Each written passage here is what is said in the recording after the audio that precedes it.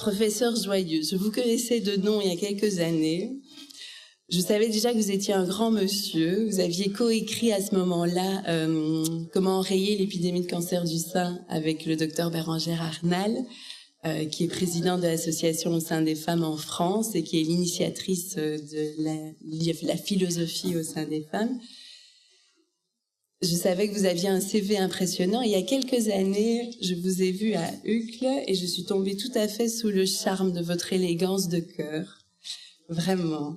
Votre message investi est un message engagé, d'une précision, plein d'humour. Votre générosité fait tout à fait écho à notre cause. Donc c'est formidable que vous soyez là ce soir, c'est un grand honneur. Le professeur Joyeux est chirurgien, cancérologue, professeur de chirurgie et de cancérologie et de nutrition à la faculté de Montpellier, toujours en activité de chirurgien. Il est président de l'association Famille de France et c'est un auteur prolixe. Je ne vais pas vous citer tous les ouvrages, vous pourrez les découvrir par vous-même, mais je vous propose de l'accueillir maintenant.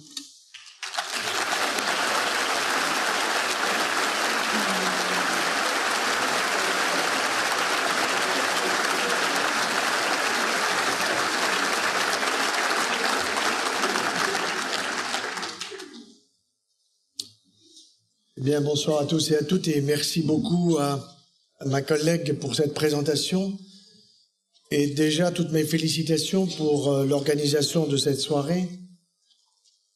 Alors vous allez imaginer que nous sommes dans un jumbo jet. Vous allez mettre vos ceintures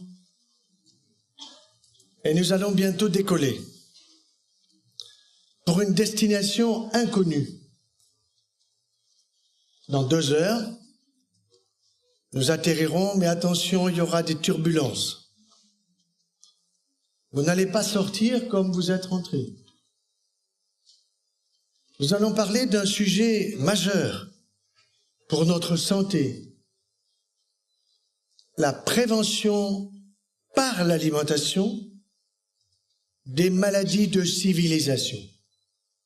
Alors il faut tout de suite essayez de rappeler rapidement, mais vous les connaissez parce que vous en entendez parler tous les jours, de ces maladies de civilisation. Je suis chirurgien cancérologue et déjà, nous sommes noyés de patients atteints de cancer. Et chaque fois que je vois un homme ou une femme que je dois opérer, que je dois soigner, que je dois suivre, chaque fois, je me dis, si cette personne avait été informée correctement, il, elle, ne serait pas là. Et c'est vrai aussi, pour les autres maladies de civilisation en dehors du cancer, que sont le diabète de type 2, 10 milliards d'euros par an en France, 10 milliards d'euros. Parce que nous ne mangeons pas bien, nous bouffons. Le surpoids. Je ne dirai plus jamais obésité, c'est discourtois. Mais toutes les femmes savent le petit nombre de kilos qu'ils ont en trop. Il n'y a pas besoin de les peser, elles le savent. Parfois, elles en mettent un peu plus. Coûte 10 milliards d'euros par an en France. Le cancer, 14 milliards. Et puis, il y a les maladies auto-immunes. Alors, qu'est-ce que ça veut dire, maladies auto-immunes? Elles sont de plus en plus nombreuses, elles touchent pratiquement tous nos organes. Tout est possible. Selon notre disponibilité, je dirais, susceptibilité génétique. Il y en a qui seront plutôt atteints côté articulaire, côté vertébral. J'ai mal au dos, j'ai mal au hanche, j'ai mal au genou, j'ai mal partout. Et puis mon mari, lui, il est tout le temps fatigué. Il fait quoi votre mari? Rien. Là c'est formidable. Il est fatigué et il fait rien. Mais je sais ce qu'il a. Il a une maladie du foie, c'est une stéatose hépatique. C'est quoi, docteur? Ben, madame, votre mari a le foie gras. C'est pas une oie. Non, mais il fait mieux que les oies, parce que les oies, il faut les gaver, ça coûte cher. Et lui, quand il est fatigué, whisky, biscuit. Et il entretient tout le sucre qu'il consomme, qui va passer vers son foie, et le foie va le transformer en gras. Car la concentration de sucre sous forme de glycogène dans le foie ne dépasse pas 2 jours, maximum 3 jours. Vous pouvez jeûner 2-3 jours, c'est pas un problème. Et le gras que nous avons en réserve, il y en a pour 130 jours. Donc quand quelqu'un fait une grève de la faim, je ne m'intéresse à lui qu'à partir du 100e jour. Il y a des réserves. Et dans ces maladies auto-immunes qui touchent notre immunité, ça veut dire quoi, immunité? En France, immunité, c'est pour les députés. On fait n'importe quoi. Tandis que nous, l'immunité, le malheur, c'est que nous la connaissons mal. Et je vais vous l'expliquer en quelques mots, vous allez tout comprendre. À l'école, on nous a appris qu'on avait, à partir du cœur, du sang rouge qui, toutes les secondes, part de la tête jusqu'aux pieds. Toutes les secondes. Et dans la même seconde, le sang revient. Il faut apprendre ça aux économistes. C'est une économie fantastique. Ça marche très bien. Mais nous avons une 3e circulation. Et cette circulation, on l'appelle la circulation lymphatique. Et quand on dit de quelqu'un qu'il est lymphatique, ça veut dire quoi? Ça veut dire qu'il marche lentement, il réfléchit lentement, c'est un sage. Eh bien, nous avons en nous une circulation lymphatique extraordinaire qui est partout dans notre corps pour nous protéger. Mais nous ne le savons pas. Alors quand on ne sait pas, on ne respecte pas. Mais ce soir, vous allez respecter parce que vous allez faire attention. Alors où est cette circulation dans mon corps? Quand je suis en train d'opérer avec un jeune collaborateur, j'ai mon instrument et puis je lui dis, tu vas me décrire ce que tu vois au bout de l'instrument. Et il décrit une petite circulation qui est pas plus grande en diamètre que les mines de ces petits crayons, vous voyez. Donc il faut appointer son regard. Et cette circulation, elle est serpentine. Et il y a là un liquide qui est aussi transparent que de l'eau, parfois un peu trouble, si le patient a consommé des graisses la veille ou l'avant-veille de l'opération, ça on le sait. Parce qu'il passe là-dedans un liquide lymphatique qui marche lentement et qui contient des lymphocytes. Et que sont les lymphocytes? Des globules blancs. Et que sont les globules blancs? Ils sont différents des rouges.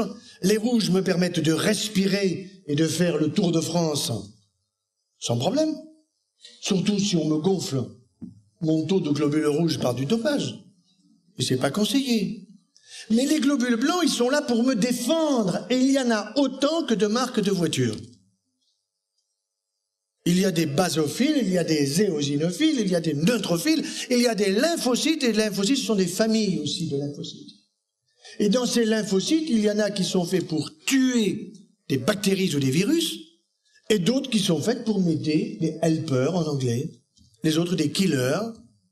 Et ces lymphocytes, qui sont encore une fois des familles de lymphocytes, sont à ma disposition pour m'aider à être en bonne santé, pour devenir centenaire et pour éviter une thyroïdite, une spondylarthrite, même si j'ai le gène, une maladie de Crohn, une rectocolite ulcéro-hémorragique, une maladie de la peau comme la sclérodermie ou le lupus érythémateux. Tout cela dépend de mon système immunitaire. Et ces globules blancs, on les connaît d'autant mieux qu'il y a une maladie épouvantable que vous connaissez tous, qui s'appelle le sida. Je rappelle que ça veut dire syndrome d'immunodépression acquise, à l'envers acquisition d'une dépression immunitaire. Ça veut dire un système immunitaire qui est mis à bas par un tout petit virus, invisible même à des microscopes puissants, et qui pourtant est capable de détruire mon système de défense. Et en plus, ce virus, on peut se le transmettre. On le sait, de quelle façon, on ne va pas insister là-dessus, c'est pas le problème. Mais ce qui est certain, c'est que quand on est atteint par cette maladie épouvantable qu'est le sida, on sait grosso modo le temps qui reste à vivre. Pourquoi? Parce que c'est le rapport de deux types de familles de lymphocytes. On dit les CD4 sur les CD8, peu importe les chiffres, mais le patient, lui, le sait. Et quand il y avait une hécatombe liée à cette maladie, les patients savaient parfaitement le nombre de semaines qu'il leur restait à vivre. Mais aujourd'hui, la maladie sida nous a appris énormément de choses. D'abord, on arrive à stimuler le système immunitaire. On arrive à réduire la multiplication virale. Mais si je suis en bonne santé, c'est pas ça que je cherche. Je cherche à maintenir un bon système immunitaire. Et je vais prendre un exemple extrêmement concret. Imaginez que vous avez un panari sur votre pouce droit. Vous avez fait le diagnostic. Vous n'avez pas besoin d'un médecin. Vous allez voir le toubib parce que ça fait mal. Et que vous cherchez un traitement. Et il vous dit, oui, vous avez raison, c'est un panari. Il ne va pas s'amuser à toucher parce qu'il va vous faire hurler. Il va vous examiner les selles. Il va vous examiner le coude. Il va chercher des ganglions, des nœuds lymphatiques. Et ces nœuds lymphatiques, ce sont tout simplement des entrecroisements de cette circulation lymphatique sous forme de petits ganglions qui sont là pour me protéger. Et quand le médecin trouve des ganglions dans les selles ou ici au niveau du coude, il est content parce qu'il dit « Ces ganglions protègent du staphylocoque qui est au bout du doigt, car je ne veux pas que ce staphylocoque passe dans mon sang pour créer une septicémie qui pourrait être gravissime. » Ça, c'est une maladie infectieuse.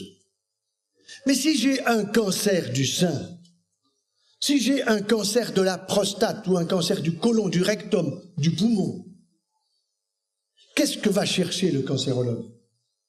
L'atteinte ganglionnaire.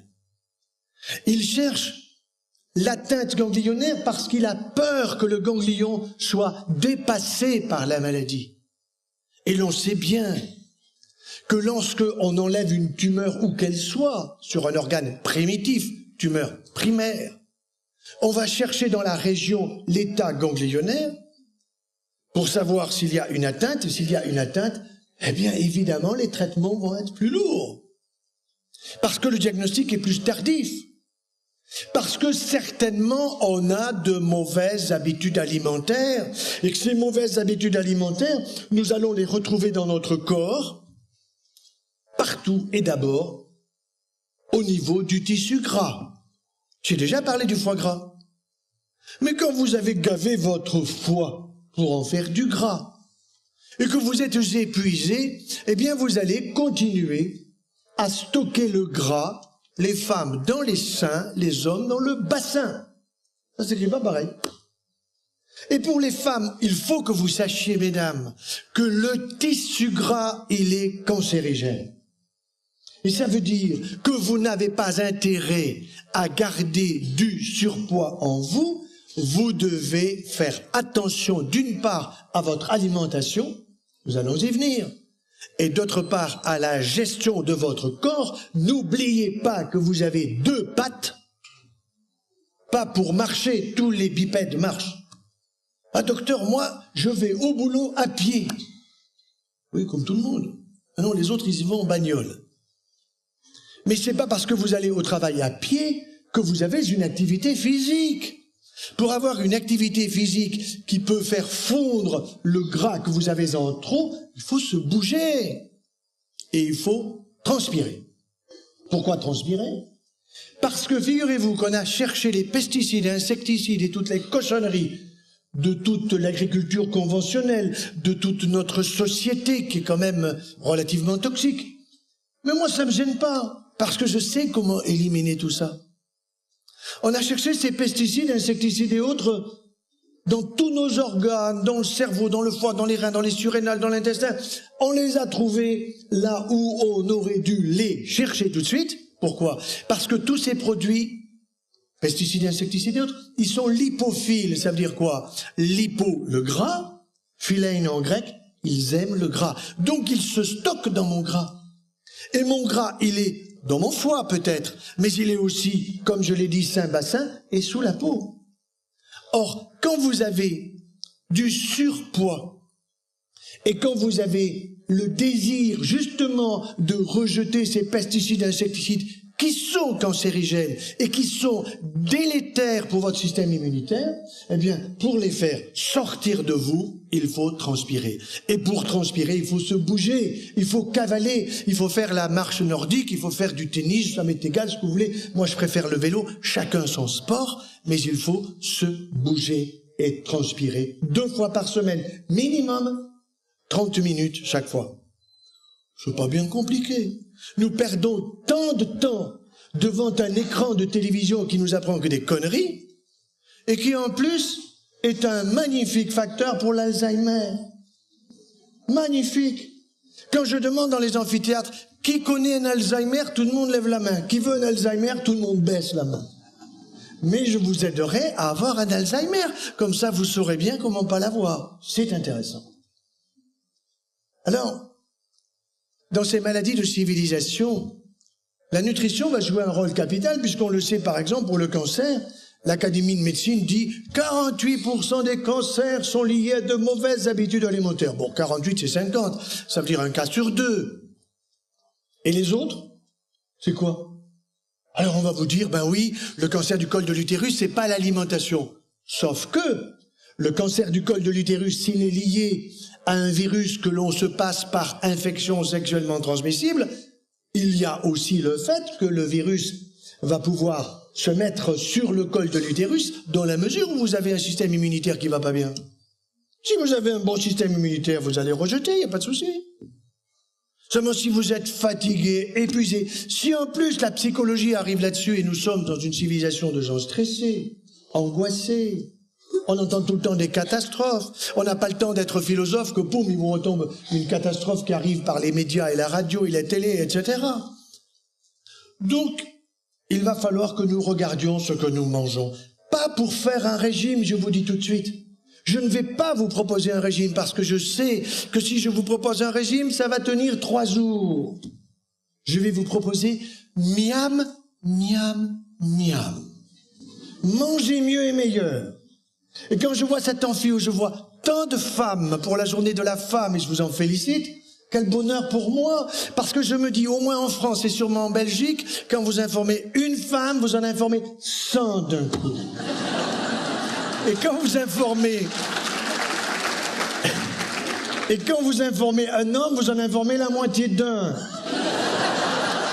Sauf si vous lui parlez de sexe. Donc, messieurs, je vais vous tenir en haleine. Je vous promets quelque chose pour la conclusion. Alors, dans notre alimentation, qu'est-ce que nous faisons? Ben, nous sommes accros inconsciemment des pubs. Surtout quand ces pubs, en plus, vous disent « C'est bon pour toi, pour ta santé. C'est bon pour ton tube digestif. Acti, merde ou acti. » Vous voyez ce que je veux dire? Alors on va vous proposer des produits laitiers à l'appel, puisque c'est normal, il y a 24 milliards de litres de lait en France, 24 milliards, il faut vous les faire consommer par les trous de nez, les oreilles en suppositoire. Obligatoire. Et si vous faites pas ça, vous allez avoir de l'ostéoporose. Vous allez finir en poussière, ça c'est sûr. Mais pas trop tôt. Alors on vous dit, les produits lactés sont indispensables, il en faut 3 à 4 par jour. Ok.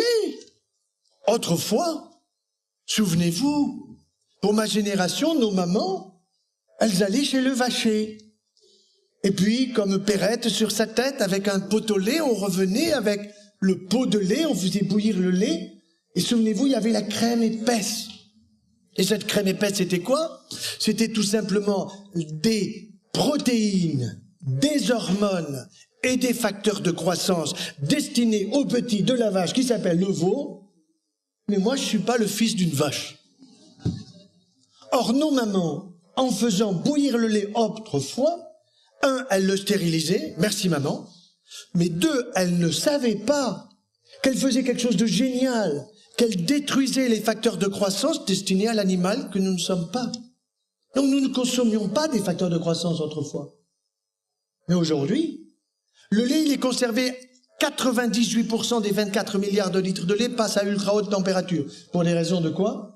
D'économie. 3 secondes, tranquille. C'est stérile. Ensuite, que des facteurs de croissance, on s'en fout. Parce que d'abord, on les connaissait pas, seulement maintenant, on les connaît. On connaît les formules chimiques. Vous en avez 3. 3 dans le lait de la vache. Mais dans le lait de la maman, il n'y en a pas 3. Il y en a 7. Ah, vous allez me dire, mais il y en a trop. Pas du tout.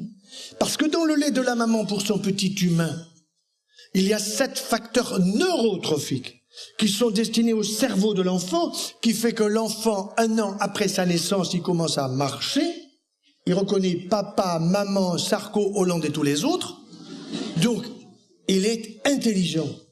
Et ces facteurs de croissance, dans le lait maternel, évidemment, que tous ceux qui font les laits maternisés avancés et tout ça, ils veulent pas vous le dire. Quand vous pensez qu'en France, il y a pas plus de 60 à 65% des femmes sur les 820 000 qui accouchent chaque année qui allaitent leur bébé. On leur dit la pollution, vous allez l'abîmer, prenez donc ce lait en poudre, ce lait avancé maternisé. En Allemagne, 98% des femmes allaitent leur bébé. Et l'enfant qui est allaité par sa mère, à l'âge de 5 ans, il a un QI avec 5 points de plus. Les autres rattrapent, mais c'est du boulot. Alors autant commencer tout de suite. Et puis il y a dans le lait de la maman du calcium, bien sûr, mais du calcium pour l'enfant, pour l'humain. Alors que dans le lait de la vache, il y a du calcium, oui, mais pour le veau. Or le veau, lui, il prend 365 kilos en une année. Et votre petit, il en prend 5. Donc il faut bien qu'il y ait beaucoup de calcium dans le lait de la vache. Et alors on vous dit qu'il vous faut en prendre pour avoir des os solides. Mais pas du tout. Parce que votre tube digestif, il va absorber ce dont il a besoin, sauf s'il est poreux. Le tube digestif, c'est pratiquement entre 4 et 6 mètres. Et une absorption dans mon propre ventre, qui est équivalente à un terrain de handball, là-dedans. Et il passe énormément de choses. Mais n'oubliez pas que, après l'intestin grêle, à peu près large comme un terrain de handball, il y a une zone de déchetterie, de sélection des déchets. Et il faut tous les jours éliminer les déchets. Mais s'il y a des déchets qui passent la barrière intestinale parce qu'il y a de la porosité intestinale, où ils vont ces déchets? Ils vont pas là où ils doivent aller. Bon, dans mon foie, dans mon citron, dans mes articulations, dans mes muscles. Alors j'ai une fibromyalgie. Alors j'ai des douleurs articulaires. Alors je vais faire une maladie auto-immune au niveau de la thyroïde, et ma thyroïde, il faut que je prenne des hormones parce qu'elle fonctionne pas bien. Et surtout parce que le labo est très content que vous ayez un problème à la thyroïde, hein. Il est ravi.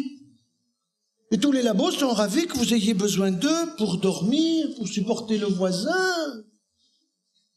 Que vous ayez besoin aussi d'hormones pour la ménopause, soi-disant pour rajeunir, alors que c'est sûr que vous avez une démence plus rapide. Avec le traitement hormonal substitutif et 30% de plus de cancer du sein. Ça, ils vous le disent pas. Maintenant, ils le reconnaissent, mais ils demandent même pas pardon, hein. Ils s'en foutent, hein. Alors, ils vous disent, maintenant, il y a un traitement hormonal spécial. Pour chacune, personnalisé. Non, il faut faire très attention à cela, et je reviens sur les produits laitiers. Bien sûr que c'est bon, les produits laitiers. Surtout que on calcule le goût. De telle façon que vous puissiez en prendre pas 1, mais 2. Un petit yaya. Récemment, il y a une jeune femme qui est venue me voir, devait savoir que, bon, je suis sensible, hein. Elle est mignonne. Petite mini-jupe, tout ça. Elle vient me voir, vous savez, monsieur le docteur, j'ai un yaourt, le top pour la santé. Vous avez les preuves? Ah, bien sûr. Alors elle ouvre son ordinateur, puis elle me présente un diaporama très bien fait, avec des courbes, avec des histogrammes, avec des P00, de la statistique et tout ça, chez le rat. Et puis voilà qu'elle a terminé, et je lui dis avec beaucoup de courtoisie, je dis, mais c'est formidable, ça. Mais pour l'humain, c'est combien qu'il faut en consommer de ces yayas? Ah, elle me dit au moins 4 par jour. Un petit-déj, un petit déjeuner, donc un petit-déj, un au repas de midi, au repas du soir, et un avant d'aller faire dodo. 4 par jour. Je dis oui, mais qu'est-ce que je vais dire à tous mes patients, à ma femme, à mes enfants, à tout ce que j'aime? Et vous allez leur dire que ils auront la peau douce. Alors je lui dis là ou là? Alors elle m'a dit de la tête aux pieds, totale. La totale, douce, peau douce. Je dis, mais il faut en prendre combien? Ah, elle me dit 4 par jour, je vous ai dit, mais 70 jours consécutifs. Alors j'ai vite fait la multiplication, ça fait 280 yaya pour ma femme, 280 yaya pour moi. Je dis, bon d'accord, alors je fais ça, j'ai la peau douce assurée. Ah, du certain. Elle était heureuse. Elle s'est dit, le message est passé. Et puis je lui dis, si je m'arrête, alors là, un visage de deuil. Elle me dit, en 10 jours, vous flétrissez. Je n'ai pas dit, vous foutez de moi. Mais j'ai écrit au patron. J'ai dit, vous vous foutez de nous. Et ce yaourt est resté 2 mois à la télé. Au bout de 2 mois, ils l'ont liquidé. On se moque de nous. Alors, moi, le yaourt, je vais vous dire, je ne vais pas oser vous demander qui c'est qui en a pris un aujourd'hui, mais moi, je le prescris la veille du départ dans l'au-delà. C'est comme la compote. Pourquoi? Vous allez vous dire, mais ça va pas, ça vous me culpabiliser. J'ai pris 2 yayas ce matin, parce qu'à la télé, ils ont dit que j'allais avoir un tube digestif du feu de Dieu, que j'aurais plus de ballonnement, et que j'aurais tout ce qu'il faut pour mes osos, mon zonos. Maintenant, je vais vous expliquer tout simplement. Figurez-vous que vous avez des dents. Nous en avons une bonne trentaine, n'est-ce pas? Il en reste toujours quelques-unes. À quoi elles servent? Elles servent pas au sourire d'Obama ou de Nico machin. Elles servent à mastiquer les aliments. Or, si vous mastiquez bien vos aliments, vous allez faire travailler vos masséters, les muscles de la mastication. Et vous allez faire bosser les glandes salivaires. Mon dernier interne s'appelle Martin. Il m'avait très bien opéré lors de l'intervention chirurgicale avec lui. Je dis, Martin, bon maintenant, il faut que je te note. Tu t'es pas mal débrouillé, tu m'as bien aidé, ok, je dois te noter. Alors nous allons voir, tu vas être un futur chirurgien digestif. Je vais te poser 2 questions. Première question, Martin. Combien tu as de glandes salivaires? Alors là, je vois qu'à travers son masque, il a les yeux qui cherchent. Alors il me dit beaucoup.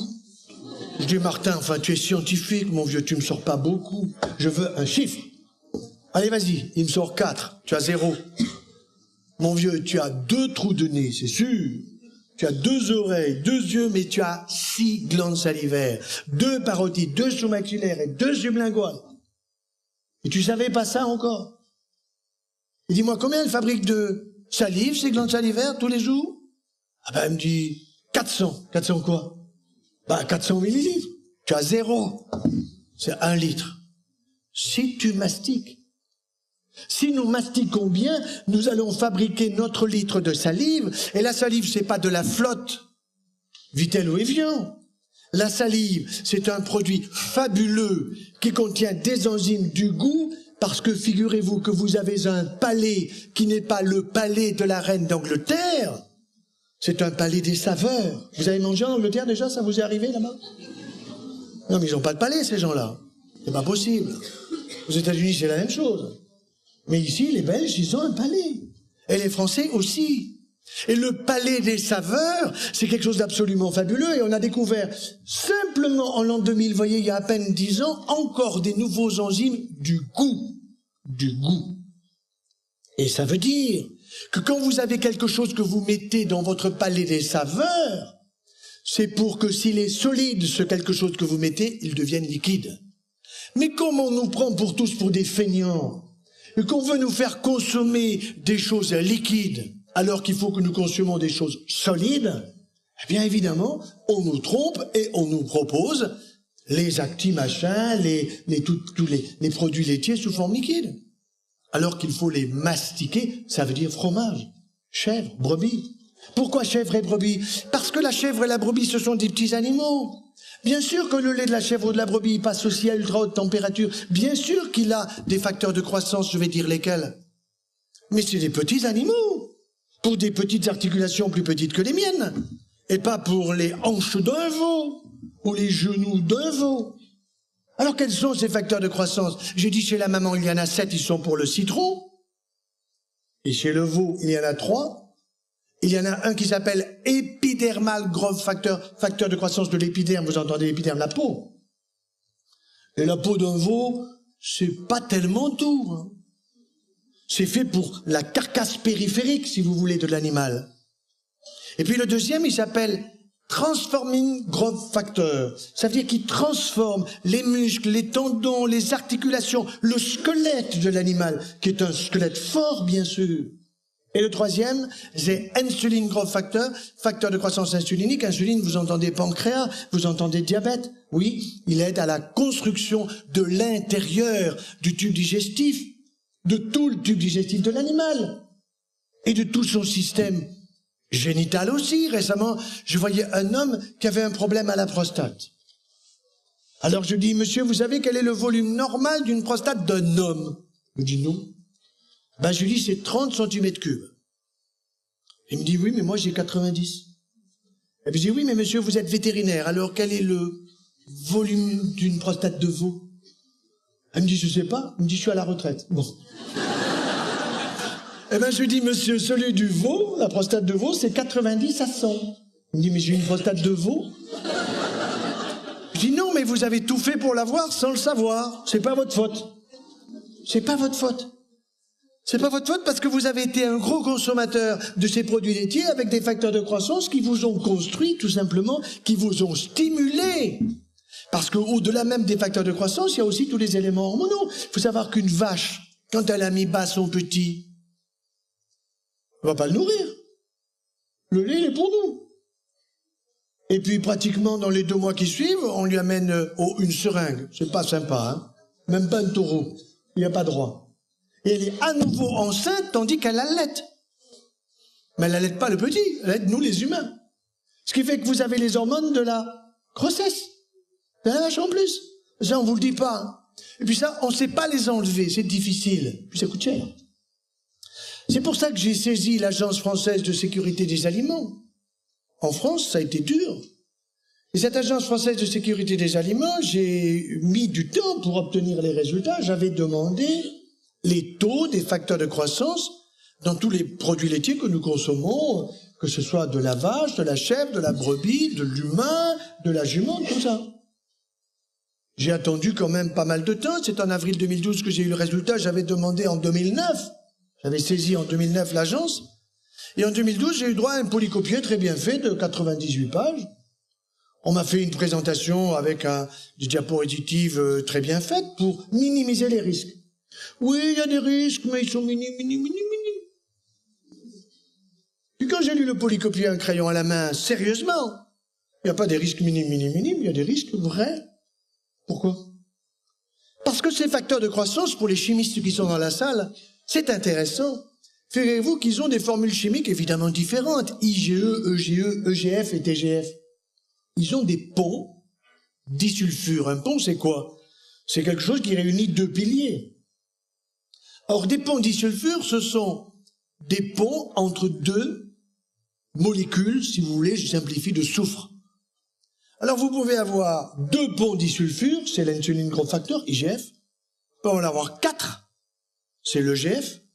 Vous pouvez en avoir 9 ponts disulfure. Or, si vous voulez détruire un pont disulfure qui fait l'activité de la molécule, il faut chauffer. Il faut chauffer la molécule, c'est-à-dire qu'il faut chauffer la molécule dans le produit laitier que l'on vous donne. Or, à ultra haute température, vous chauffez combien de temps? 3 secondes. Ça suffit pas. Nos mamans, elles faisaient bouillir. Il y avait un long temps, il fallait plusieurs minutes. Et puis la température montait jusqu'à 100 degrés, voyez. Ce qui fait qu'elles détruisaient facilement IGF, TGF et pratiquement presque tout le TGF. Or, aujourd'hui, on ne détruit pas tout ça. On les consomme. Et comment connaissons-nous si bien ces facteurs de croissance? Bien parce que la cancérologie, elle évolue, parce qu'il y a de la recherche, parce que la recherche, elle est efficace. Moi, je suis à fond pour la recherche des traitements, mais je suis à fond pour la recherche de la prévention, parce que je ne veux pas avoir un cancer. Je ne veux pas que ce que j'aime ait un cancer. Je ne veux pas que mes malades aient des récidives de cancer. Alors? Eh bien alors, tout simplement, je dois faire attention à mon alimentation. Pourquoi? Parce que si jamais j'ai un cancer, le nouveau traitement du cancer, ce sont quoi? Des antifacteurs de croissance. Tiens, antifacteurs de croissance. Vous êtes arrivés à mettre en point les formules chimiques? Oui, pas moi, bien sûr. Les grands chimistes sont arrivés, ça vaut des prix Nobel.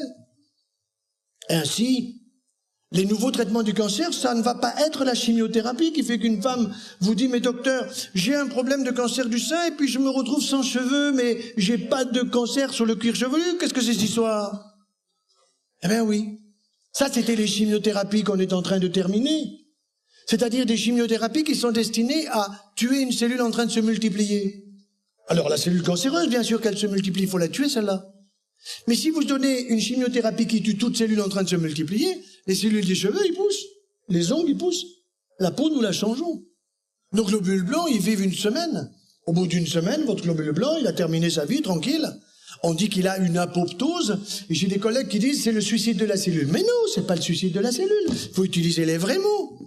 Le suicide de quelqu'un ou le suicide d'une cellule, c'est une mort prématurée, qui est choisie par la cellule ou par moi-même. Mais l'apoptose, ça veut dire mort naturelle. Donc quand je mourrai à 120 ou 140 ans, puisque je vise ça, je serai en apoptose. Voilà, j'ai dit à ma femme, il faudra que tu me supportes jusqu'à 140. Voilà, elle m'a dit, j'en aurai 135. Très bien. Alors, ce qui est très important à bien comprendre dans tout ça, c'est qu'effectivement, nous utilisons des antifacteurs de croissance qui sont d'une immense efficacité. Je vais donner le cas d'une tumeur de l'estomac, par exemple. Une tumeur de l'estomac assez spéciale, pour laquelle on connaît bien les facteurs de croissance et les antifacteurs. Eh bien, si vous avez une tumeur qui est de la grosseur, on va dire, d'un pamplemousse, vous donnez pratiquement 6 mois de traitement et vous avez un trou à la place. Un trou. D'une masse, vous avez un ulcère. Et ça peut être tellement dangereux que si c'est une tumeur qui risque de saigner, il vaut mieux l'enlever chirurgicalement parce que dans la descente ou dans la fonte de la tumeur par le traitement d'une extrême efficacité, vous risquez de faire saigner le malade et de le retrouver le matin mort parce qu'il a saigné d'une manière extrême. Voilà. Donc on connaît bien les facteurs de croissance parce qu'on connaît les antifacteurs de croissance, voyez. Et ça, ce sont des notions extrêmement importantes. Il faut bien se dire que ces antifacteurs de croissance, évidemment, coûtent extrêmement cher. Parce qu'il faut bien comprendre que notre corps, c'est une merveille, avec non seulement le système immunitaire dont j'ai parlé, mais en même temps des cellules. Vous croyez que vous avez 50 ans, et vous vous dites, tous mes organes ont 50 ans. Mais non, votre foie, il est tout neuf. Vous l'avez refait dans l'année. Si j'ai 67 ans et que j'ai pas picolé de manière excessive, que je me suis pas drogué à la mode ou à la grosse drogue, eh bien mon foie, je l'ai refait 67 fois. Et si par contre, je l'ai abîmé par le tabac, l'alcool et la drogue d'aujourd'hui, eh bien je l'ai pas fait 67 fois, je l'ai fait que peut-être 50. Il va pas bien. Mes globules blancs, je l'ai dit, ils vivent 7 jours. Mes globules rouges, 120 jours. Les cellules de mon intestin grêle, 3-4 jours. Tout ça se refait. Notre organisme, il est vivant, actif. Et même dans mon cerveau. Je me souviens qu'en première année de médecine, avec mes camarades, nous avions 17-18 ans. Et puis lorsque nous avons eu le cours sur les cellules du système nerveux central, notre prof, il commence en nous disant, les petits, vous n'avez pas encore 20 ans. Mais dans quelques années, vous allez perdre des neurones tous les jours. Vous allez en perdre à peu près 20 à 30 000 neurones par jour. En le regardant, je me suis dit, lui, il ne doit pas lui rester grand-chose. Mais à la fin du cours, je ne suis pas allé lui dire ça. Je suis allé lui passer la brosse, maître, c'était bon votre cours, mais moi je suis plutôt de nature économe et je voudrais pas perdre mes neurones. Il me dit, petit, tu les perdras. Je dis, mais qui c'est qui a dit ça? Il me dit, c'est un prix Nobel. Qui ça? Ramón y Cajal, 1906, Madrid, tu allais vérifier? Eh ben, Ramón y Cajal, aujourd'hui, à la faculté de médecine de Louvain-la-Neuve, il serait collé. Il s'est trompé. Heureusement qu'il s'est trompé. Et moi, j'avais raison, je voulais les garder, et je peux les garder. Et vous pouvez garder vos neurones, et vous pouvez multiplier les connexions neuronales, et vous pouvez multiplier vos neurones si vous les nourrissez bien, et si vous les faites bosser. C'est pour ça que devant la télé, vous les éteignez. Dites-moi, madame, hier, à la télé, sur la 6, la 2, la 1, là, qu'est-ce que c'était le film? A dit, chérie, le film hier soir, c'était quoi? Alors, ils finissent par trouver quand même. C'était un policier. J'ai dit, qui c'était le meurtrier? Docteur, on s'est endormis tous les deux devant. Anesthésie générale. Voilà la télé. Voilà, si vous voulez avoir un Alzheimer, 3h15 par jour. En France, c'est ça, 3h15 par jour.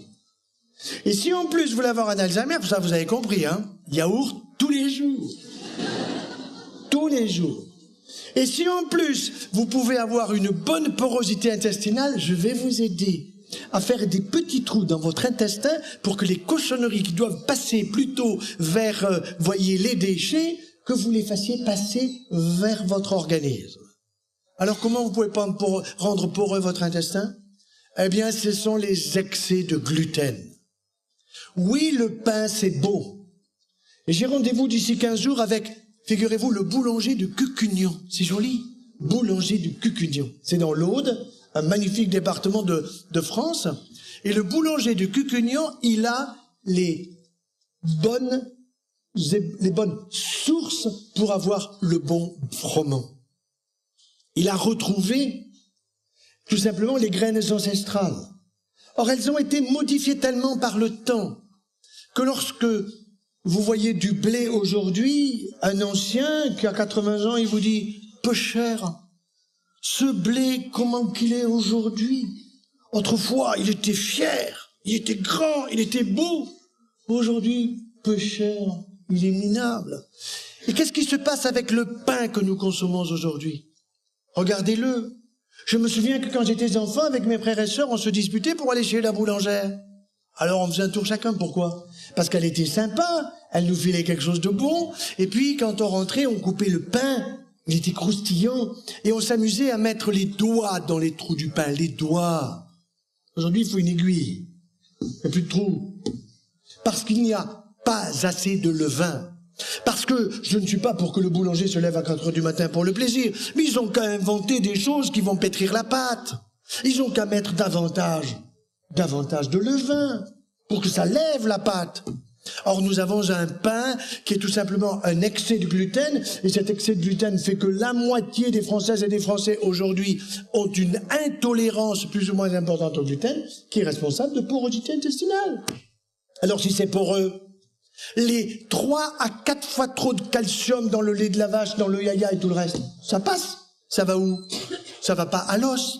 Parce que l'os, il dit, moi j'ai tout ce qu'il me faut. Merci beaucoup, j'ai pas besoin de ce calcium. Débrouille-toi, va donc sur les tendons, les articulations, les muscles, le sein et la prostate.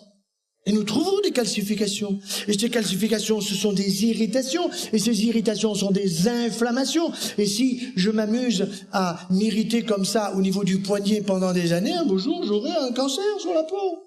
Inflammation, irritation. Et c'est vrai pour notre alimentation. Ça veut dire que je dois faire attention. Quand on dit mon intestin est un deuxième cerveau, je n'aime pas cette expression, parce que mon cerveau, il fait tellement de belles choses. L'intestin, lui, bon, il absorbe, c'est bon, c'est important, et puis il sélectionne les déchets. Ne parlons pas d'un cerveau, mais il est vital, comme tous mes organes. Mes surrénales sont vitales, mes reins sont vitaux, tout est absolument vital. Et même au niveau du cerveau. Vous voulez stimuler votre cerveau, ben figurez-vous que beaucoup de médecins, ce soir, ils vont apprendre quelque chose là-dessus. Vous leur dites, quel est le premier signe de l'Alzheimer? Ah, ils vous disent, c'est le gars qui a oublié ses clés. C'est la personne qui ne sait plus quel est le prénom de sa femme, qui raconte des histoires sur la guerre de 14, voilà. Eh bien non, le premier signe, ce n'est pas ça. Le premier signe de l'Alzheimer, c'est de perdre l'odorat. Je ne sens plus. Je vais chez le fleuriste offrir des roses à ma femme. Alors moi, je veux des roses qui sentent la rose. Alors je sens que dalle. Celle-là, elle n'est pas bio. Dites-moi, madame la fleuriste, où elles sont vos roses bio? Elles sont là-bas, monsieur. J'y vais, ça c'est de la rose. Alors c'est très intéressant de voir que quand vous faites passer ce message à des personnes âgées, j'étais récemment dans la région de Carcassonne pour donner une conférence sur tous ces sujets de la prévention d'Alzheimer. Et je leur ai raconté combien il est important de pouvoir repérer, par exemple, dans les garrigues, le thym, le romarin, la lavande. Alors ce qui m'a fait le plus marrer, c'est que le lendemain, les organisateurs m'ont appelé en me disant, vous savez, il a fait très beau aujourd'hui, tous les vieux, ils étaient dans la garrigue à renifler le thym. Bonne rééducation. Est-ce que vraiment tu veux te faire opérer? Ben non, si je peux éviter. Et il me dit, t'as une solution? Je dis, bien sûr. Aucun problème. Il faut que ta femme écoute la mienne. C'est tout simplement, il faut que ce que tu manges change, que tu changes tes habitudes alimentaires. Il faut que tu foutes en l'air le beurre, le yaourt, le fromage, le lait, les crèmes glacées, les crèmes brûlées, les béchamel et compagnie. Il faut que tu supprimes le gluten, le pain, les pizzas, les pâtes, les viennoiseries, les biscuits. Il me dit, il me reste quoi? Ben, du bon poulet, du bon poisson, la bonne viande, des fruits, des légumes, des fruits. J'ai lancé le concept en France de un fruit frais à la récré. Les gosses, on leur donne des barres chocolatées. Moyennant quoi, quand ils sont en primaire, au bout de 20 minutes, le sucre est monté dans le sang, les gosses passent en hypoglycémie parce que le pancréas a réagi à une montée du sucre, ils sont en légère hypoglycémie, ils n'écoutent plus. La maîtresse les tient plus, ils sont infernaux les gosses. Moi je passe dans les écoles, je vois bien, hein. Mais avec moi ils m'écoutent. Pourquoi? Parce que je leur donne un fruit frais à chaque récré. Alors, et la maîtresse pareil. Alors ils croquent la pomme. Et je leur ai expliqué comment une pomme, elle est capable de vous parler, par les 5 sens. 1, tu la regardes. 2, tu la touches. 3, tu la sens. Si elle est bio, elle sent la pomme.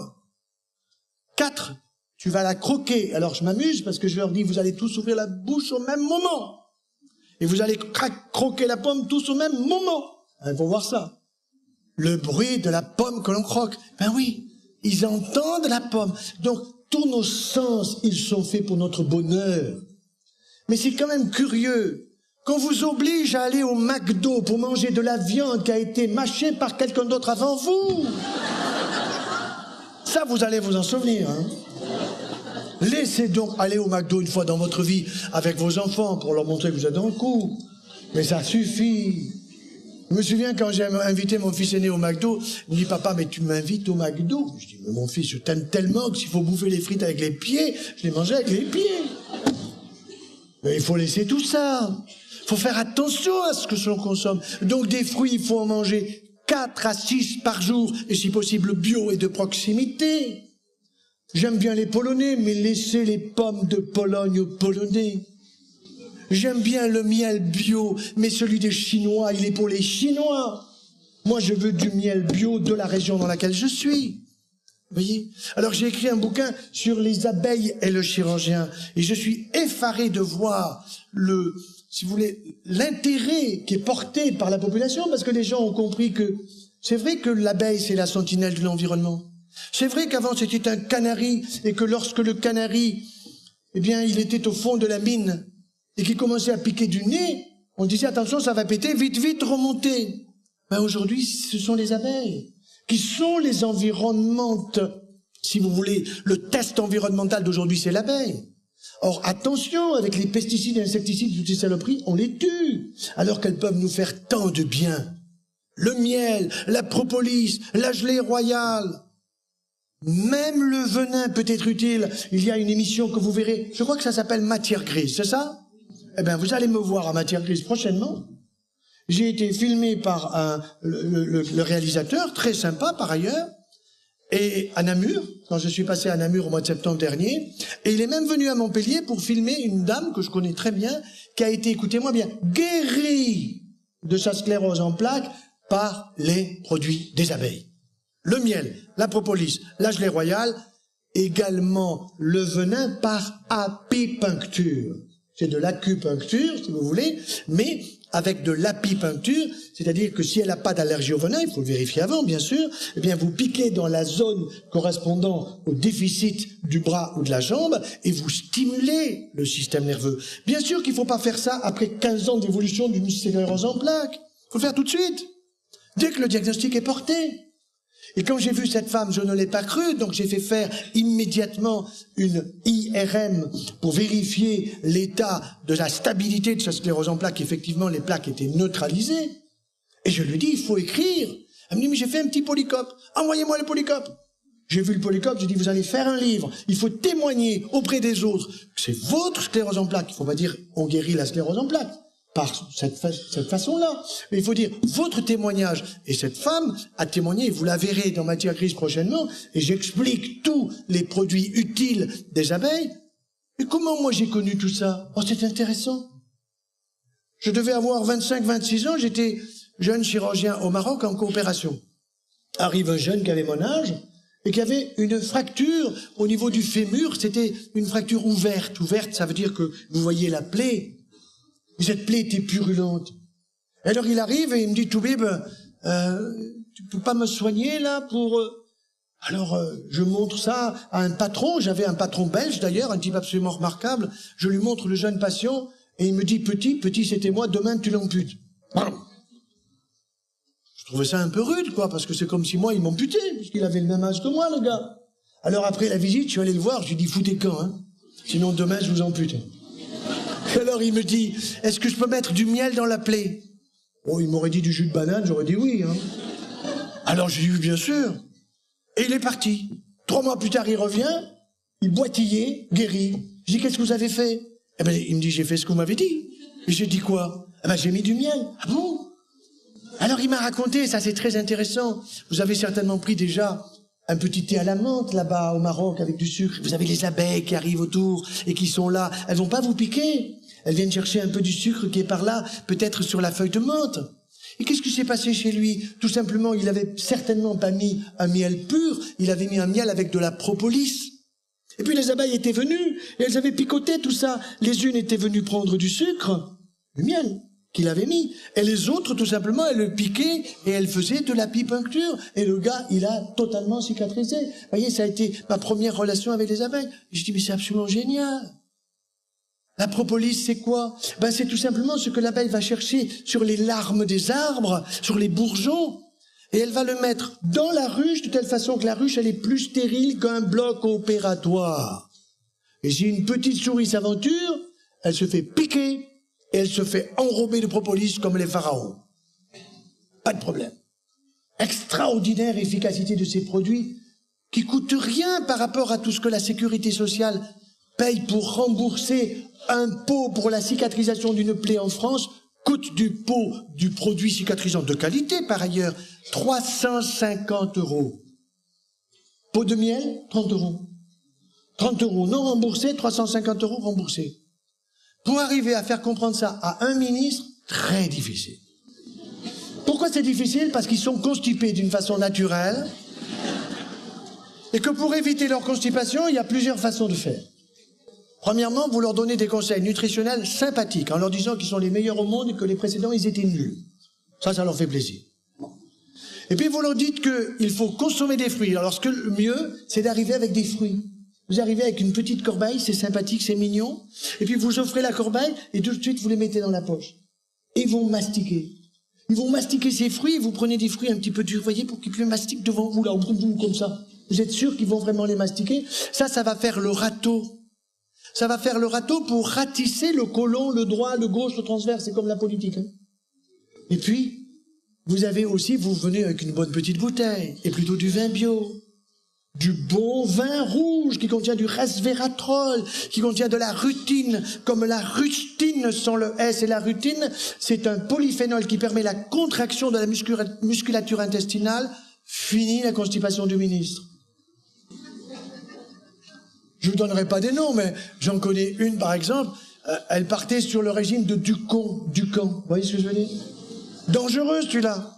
Pourquoi? Parce qu'il vous dit, prenez des protéines. Mais si vous avez une cellule cancéreuse dans le corps, attention, le cancer, c'est un voleur. Le cancer, c'est un voleur. Et un voleur, il vient pas vous piquer vos babouches.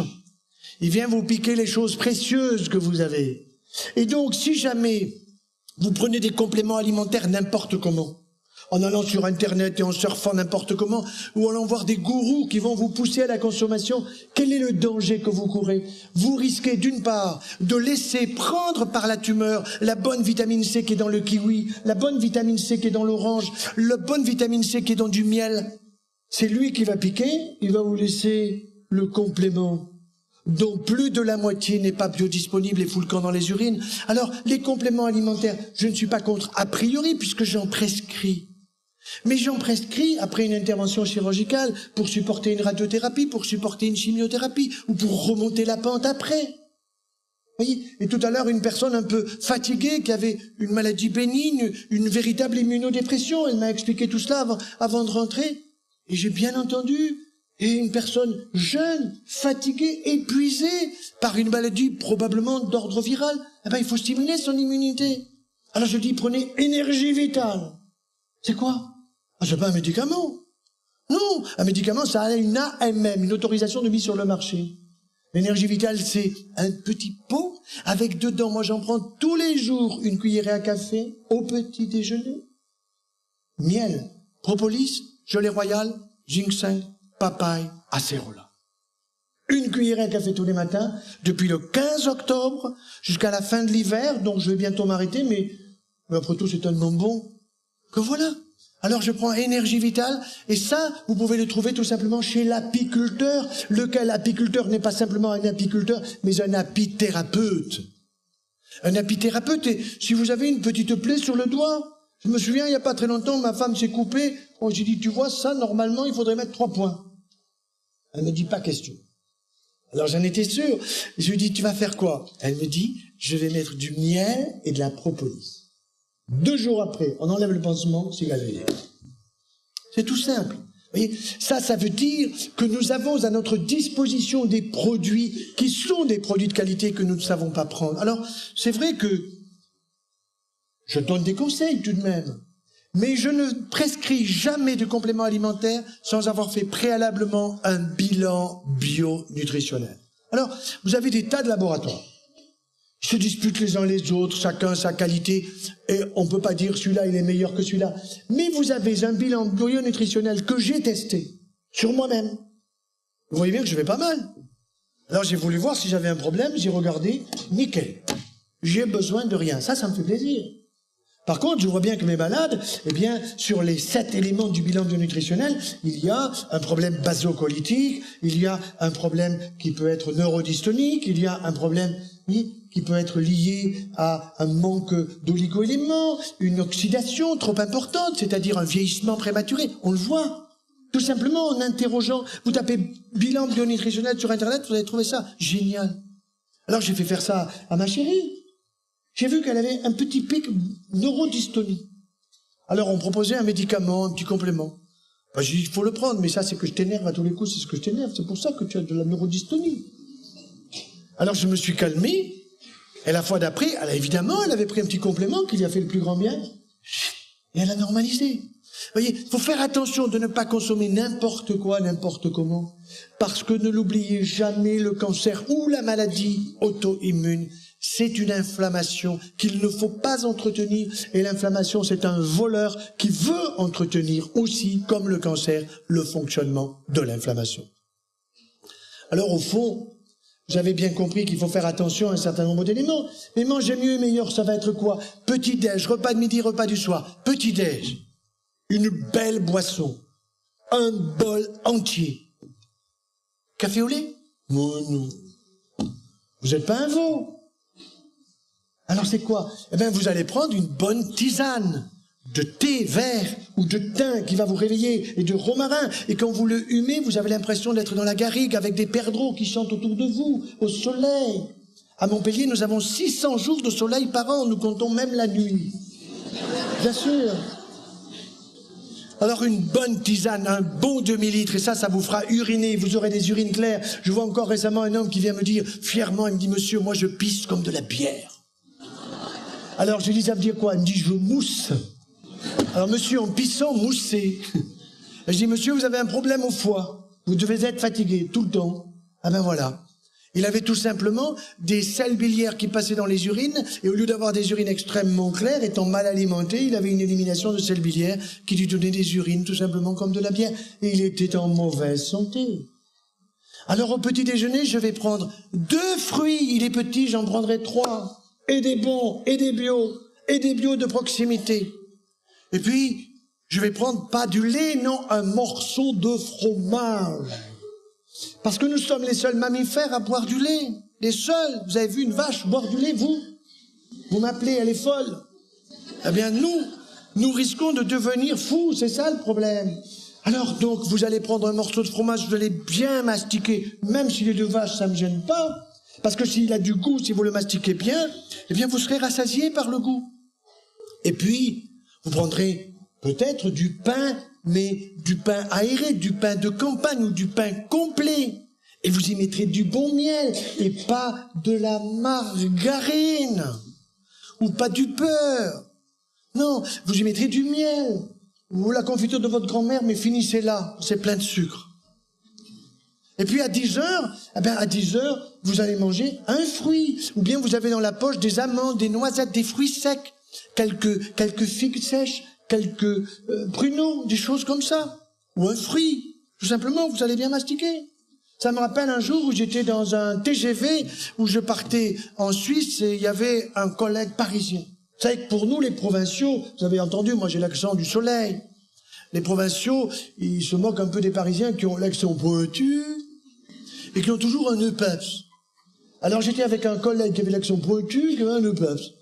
10 heures du matin, voilà qui me dit « Joyeux, je vais prendre ma petite collation. » Alors je me suis dit, qu'est-ce qu'il va prendre celui-là? Il revient avec une boîte de sardines. Moi, j'ai sorti ma pomme du matin, éloigne du médecin, vous savez tous ça. Alors j'ai dit, tu prends des sardines à 10 heures. Il me fait oméga 3. Ça, c'est un taliban des oméga 3. Vous allez voir. Il ouvre la boîte. Il m'offre des sardines. Je dis, je te remercie, j'ai des fruits secs dans l'autre poche. Il s'est tapé la boîte entière. Et quand il a eu fini, il m'a demandé de contrôler. Il m'a dit, tu as vu, j'ai pas mangé l'huile. Je lui ai pas dit que les oméga 3 étaient tous dans l'huile. Ça aussi, vous allez vous en souvenir. Hein. Ça veut dire que ces oméga 3, vous n'avez pas besoin d'aller chez le médecin, sauf quand vous êtes fatigué, que vous pouvez pas remonter la pente, tout ça. Bien sûr que là, on va vous aider. Et d'ailleurs, le bilan bionutritionnel va vous aider. Vous allez vous en rendre compte très facilement. Et pendant 2-3 mois, vous allez faire une petite cure et vous allez remonter la pente. Il n'y a pas de souci. Donc, nous allons arriver maintenant au repas de midi.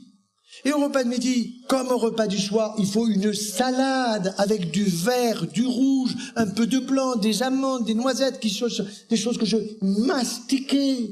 Et pas que je vais avaler à toute pompe, de façon à ce que je goûte vraiment ce que je suis en train de manger, qui a du goût, d'autant plus que c'est bio. Parce que c'est vrai que le bio, lorsqu'il est labellisé, lorsqu'il est de mon coin, c'est du vrai. Alors que j'ai bien confiance dans les figues de Turquie, mais les figues de Turquie bio, voilà, vous voyez, moi je préfère celles qui sont proches de chez moi, voilà.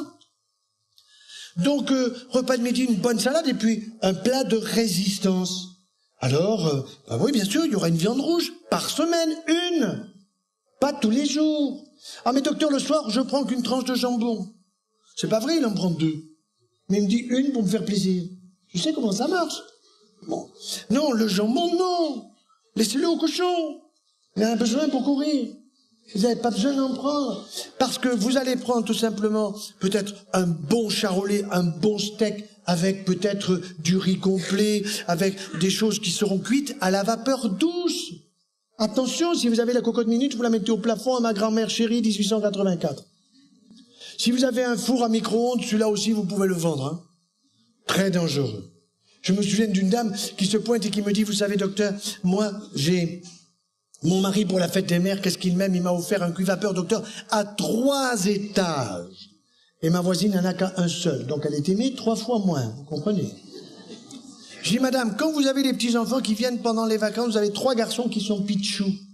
Vous en avez un qui pisse au lit, vous avez que des lits superposés à leur proposer où vous mettez celui qui pisse au lit. Elle me dit, je le mets en bas. Bravo, madame. Eh bien, madame, avec vos 3 étages, quand vous faites la vapeur qui monte, tous les produits toxiques de l'étage numéro 3 pissent sur le 2, le 2 sur le 1. Ne mangez surtout pas. Ah, elle me dit donc, il y en a 2 de trop. Qu'est-ce que j'en fais? Passez-les à la voisine. Elle s'en souvient.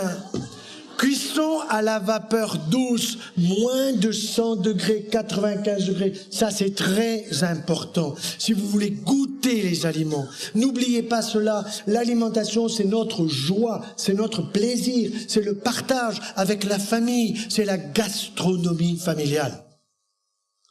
Et donc, bien sûr que vous prendrez un dessert. Ah oui, mais docteur, le fruit, je le prends au début ou à la fin? Comme vous voulez.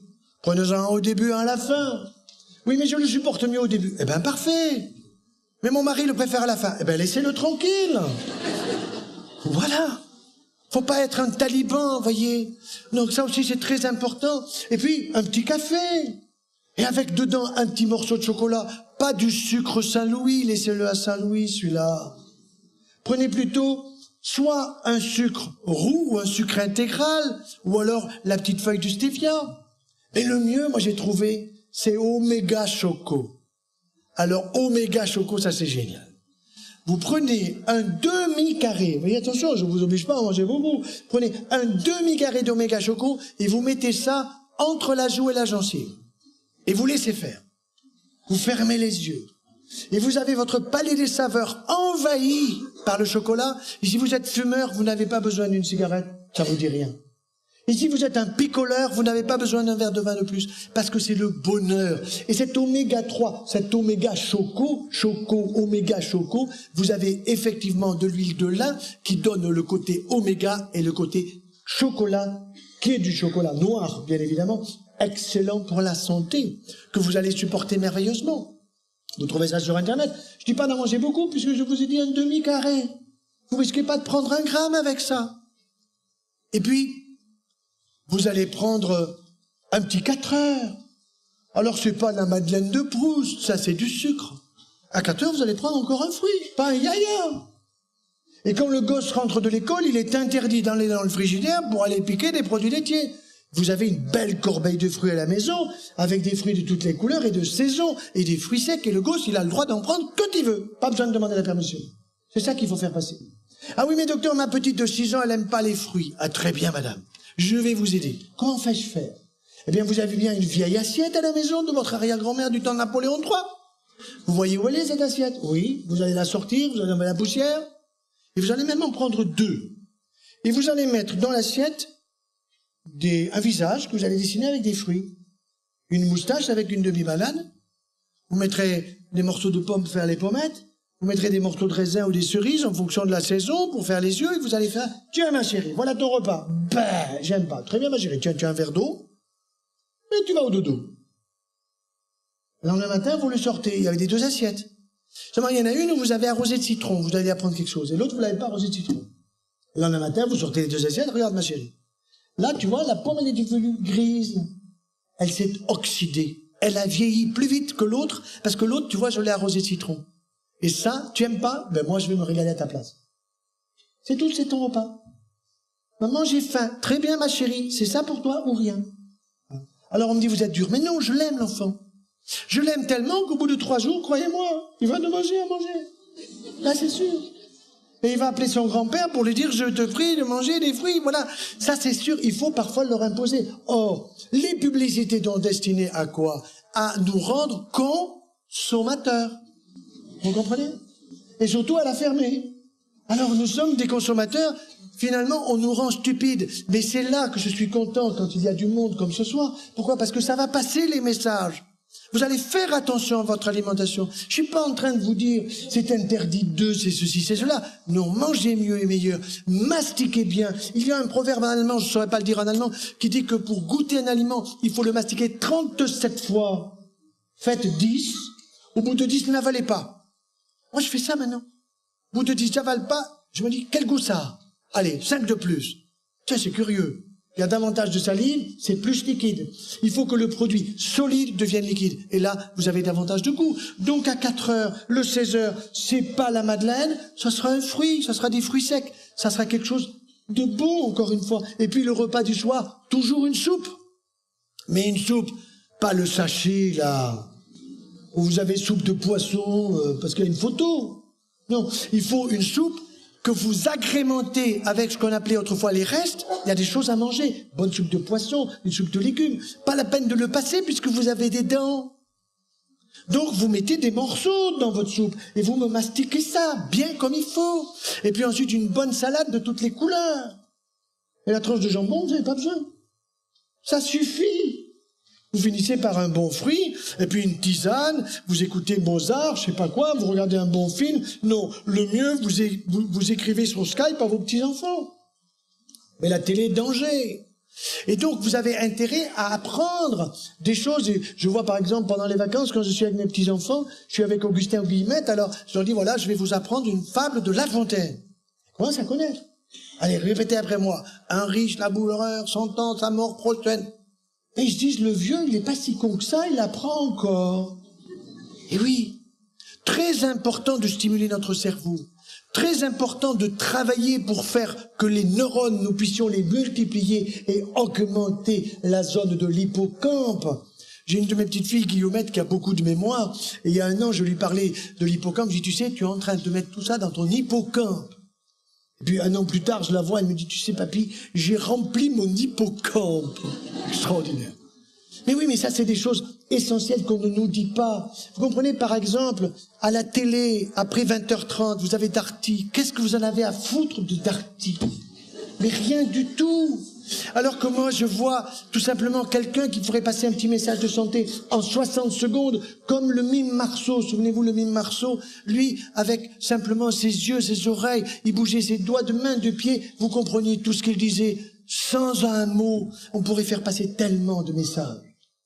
Alors maintenant, je vais terminer de façon à ce qu'on ait un temps quand même pour les questions.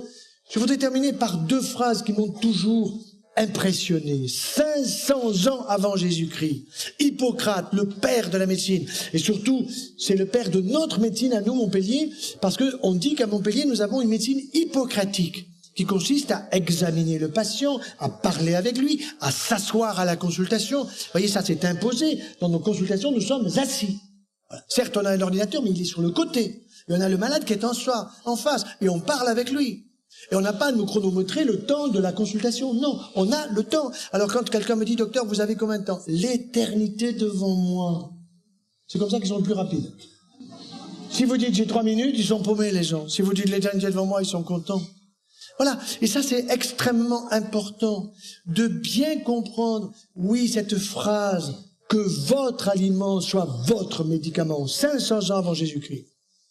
Et puis un autre, Jean Rostand, le célèbre biologiste, qui disait « Vaut mieux un bon menu qu'une ordonnance ». Vaut mieux un bon menu qu'une ordonnance. Et je puis vous dire que je préférerais avoir de moins en moins de patients et que la seule solution pour que nous en ayons de moins en moins, c'est que nous mangions mieux et meilleur.